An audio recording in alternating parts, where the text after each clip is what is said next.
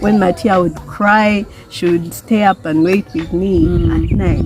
But there's a night he cried. It was so bad. I was like, right now, my goodness. Then she went and slept.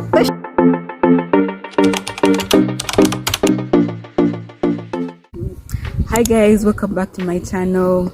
Clara here. I've taken a while without posting. The last time I posted was in December. I think no, December, towards the beginning of January. I think it was the end of December. Yeah, so I had a few challenges at the beginning of the year, but I'm back and back in full swing. And of course, there are certain people who have been calling me and texting me and saying, Clara, what happened to the channel? Did you give up on YouTube right at the start? I was like, no, I haven't. I was just going through a few things, but I think for now they're okay. In today's video, we are pleased to have Linda. She's my cousin. We're celebrating her son's first birthday, and we're going to sit down with her and talk a little bit about motherhood and really who enjoys the first birthday. Like, that's the big question here. Is it Mathias or her? So she's going to tell us a little bit about herself. Who is Linda? For someone who's out there watching, who is Linda? You don't need to like be very specific and like be professional. Yes, but just briefly, who is Linda? Yeah, I'm Linda. I'm Mathias' mom. That's the biggest thing, I think. Okay, yeah. And what else could I say? Okay. She's a doctor by profession. Let me add that one. Okay. First of all, when was Mathias born? Mathias was born on 1st April 2021. So he made a year. Do you feel some kind of way that it's 1st April? No, I actually don't mind it. Because you see, he was born on Holy Thursday. Hey, mama. Yeah. Wait. So, Holy Thursday? How is it not Holy Thursday this time? So that time when he was born, it was Holy Thursday. Yeah. So that's what the biggest takeaway. Yeah. Okay. What's motherhood been like? Has it been nice or stressing? It's been both. Yeah. That's the fact. It's been both. But I haven't really looked at it as stress. It's been something I have to get through, really, not as a stress factor. But you know, it comes with so many responsibilities. Before you were looking out for yourself alone, and now you have someone that you have to think about. So the stressful bit was there, but I think it didn't occur to me as stress. It was something that just I got through it, especially when, you know, all babies always cry. There was that period when Mathias would cry and cry. He would start at midnight and sometimes go up to 5 a.m. And you're awake. And you have to be awake. My goodness. Yes, and you have things to do tomorrow. You're going to have a heavy day and you don't sleep. But I told myself, because I know babies have to cry, I told myself, this will pass. Yes, this will pass. So we go through that. Okay. And then, of course, the hardest moments have been when he's sick. So far. So I was like, I just have to support him. I just have to breastfeed him extra. The thing we usually tell other mothers, we say, breastfeed extra, drink a lot, stop this, what. That's what he did, and he recovered. But it was a challenging part, I think. Why celebrate his first birthday? No. Well, you didn't like, no, how do you not celebrate my birthday? Definitely he didn't get what's happening when he's just here being himself. But I think it's mainly for me, really, because it hasn't been easy. First of all, the 9 months of carrying him, the labor. I didn't have a normal delivery, but it was also very hard getting through that. Then the period of watching your child and wondering, will they grow right? Am I doing the right enough? Is he eating the right food? What if he gets malnourished? Because we see those babies a lot. What if it's those babies who get poor appetite because of, you see, you'll be like, okay, you just watch out for that. But on the other side, so it hasn't been easy, given that I'm also doing school. So you have exams, Mathias is not sleeping, and then when you come home you can't read. You're like, I haven't been home all day, this is Mathias time. So it has been a year of adjusting, really. So today or yesterday, just crown it all. I think it's a good way to celebrate and make memories, really importantly. So he'll look back and be like, okay, so for my first birthday we were with Auntie Clara. Maybe all these psychology theories that are coming up and saying that some of us are twisted the way we are twisted because of our childhood. So what are you doing as a parent? I've always thought to myself, there are certain things I don't want my children to go through. Not that they'll go through life and get they'll never have anything bad, but there are things they say that you suffer because of the way you were brought up. Your first 4 years or first how many years are very important. So what are you as a parent doing to ensure that you have a child whose well-being ahead in the future there is going to be better regarding their psyche, a well-balanced person, and all that. For me, I think I want to make him be himself. I want him to decide for himself, and I don't want him to be clingy. I'll confess. When I go home, I realize that the time I spend home and I'm with him all the time, bathe him, dress him, do this video. Oh, you do that? You know that? Yes. Oh. When I'm at home, he gets clingy. At the end of the day, he wants to be with me alone, and it irritates me. So I want him to be independent. I don't want him to be following me. I feel like he needs that so that he can learn to be independent at an early age. Learn to make his decisions and stand by him. So at least I'm trying to do. Sometimes he will want something and you take it away from him and he will cry and throw a tantrum. I let him be. I don't even pick him out, be like, okay, you get it, okay, you can have it. Because I feel like that is enabling him. To be so entitled. You can't get everything you want in life.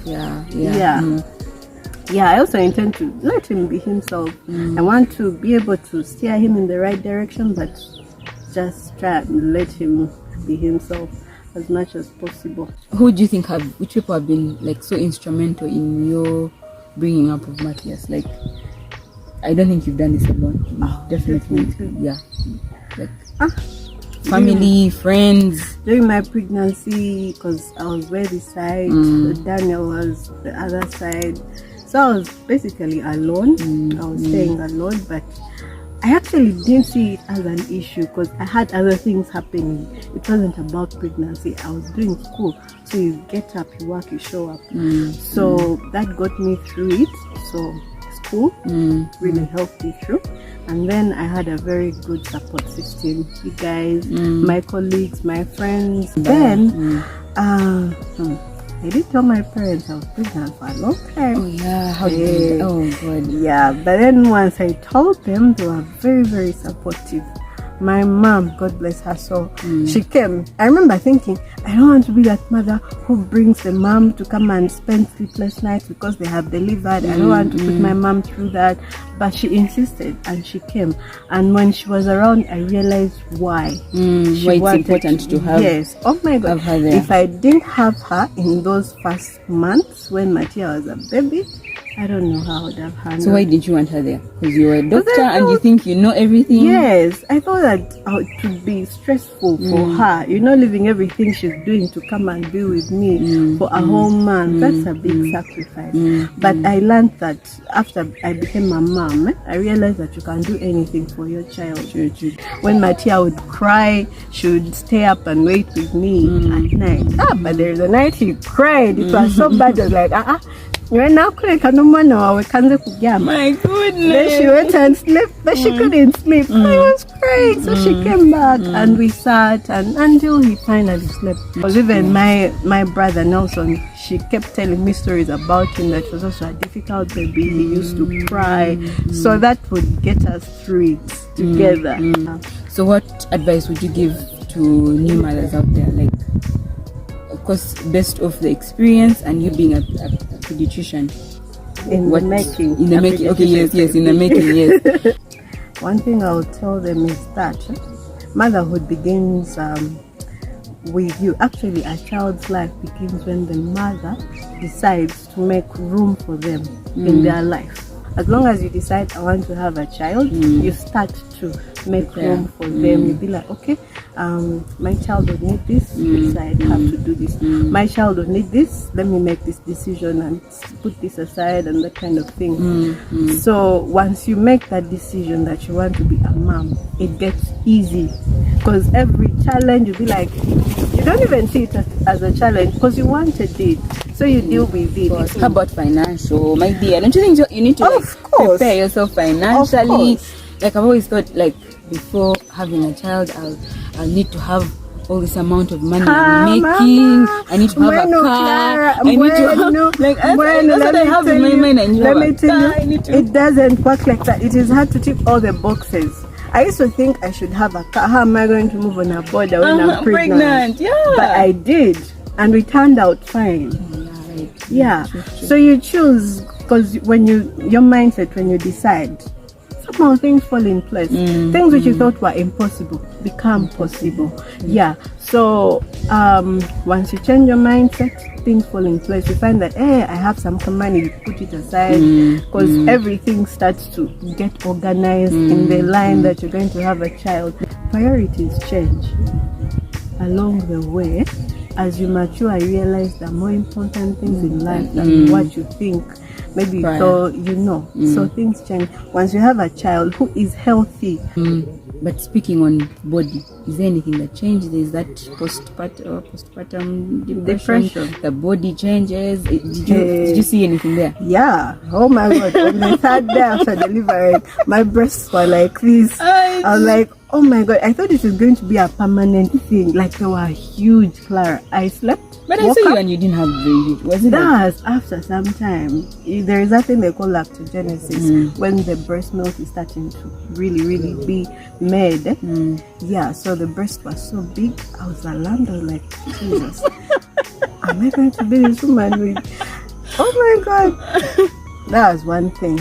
Then the other thing is, so the important thing is to stay extra hydrated and you make sure you eat good food, a balanced diet, and the breast milk will come. Because also one thing I used to get is getting out of shape. I know. Because of a baby. And overeating. Yes. Yeah, so I realized that it's just, you have an average of 3 meals in a day. Importantly is breast milk, rather breakfast.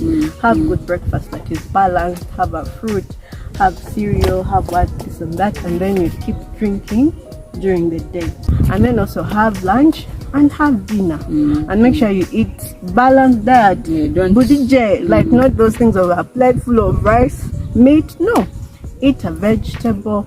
And I like vegetables. I like salad. I know that one. Those things of Ntula, me, I like them so much. And Ntula bring breast milk, by the way. It's very true. So my mom would make for me with ghee.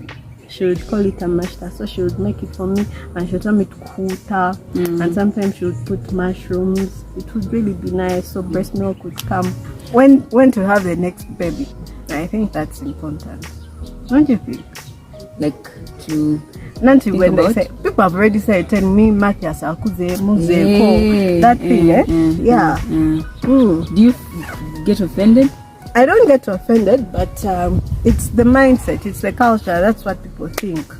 Yeah. Once you get one, then you have to get other. Yeah. But now I want to tell mothers out there, you space your children properly so that your life stays your life. You see, if you have one child after the other, you find that you're all about children. You don't get time to regroup yourself and refocus on yourself. Because one child, those are 2 years of your life. 2 years, the year of pregnancy and the child's first year, because that is a very important moment for the child, and you have to be 100% involved. Now imagine you've just gotten over that, then you're pregnant, okay? So it's good to space them. So we are going to just get together and eat and have a good time together, and I think that will be all. I think that's what it means. Getting people in your life together to share moments, right?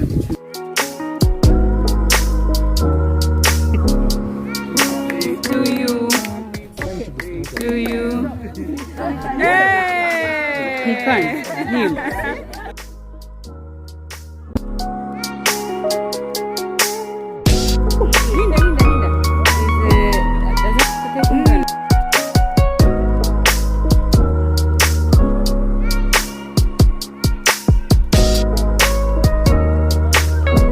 That's it from me on this episode, and till next time.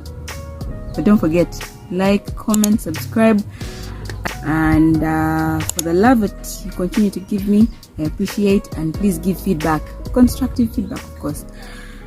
Bye. Bye. Bye. Awesome. Yeah.